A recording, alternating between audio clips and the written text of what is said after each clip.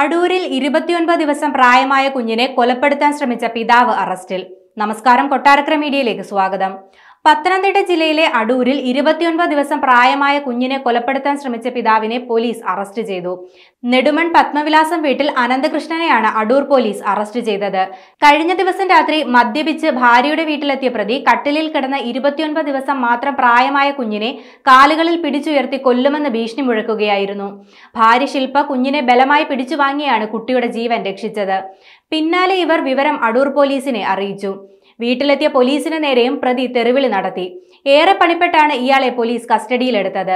സ്റ്റേഷനിലേക്ക് കൊണ്ടുപോകുന്ന വഴിക്കും പ്രതി കൈകൊണ്ട് പോലീസ് ജീപ്പിന്റെ ചില്ലടിച്ചു പൊളിക്കുകയും ചെയ്തു. പ്രതിക്കെതിരെ വധശ്രമം, ബാലനീതി നിയമം, പോലീസിന്റെ ഔദ്യോഗിക കൃത്യനിർവഹണം തടസ്സപ്പെടുത്തൽ തുടങ്ങിയ വകുപ്പുകൾ ചുമത്തിയാണ് കേസെടുത്തിരിക്കുന്നത്. അറസ്റ്റ് രേഖപ്പെടുത്തി കോടതിയിൽ ഹാജരാക്കിയ അനന്തകൃഷ്ണനെ നിലവിൽ റിമാൻഡ് ചെയ്തിരിക്കുകയാണ്.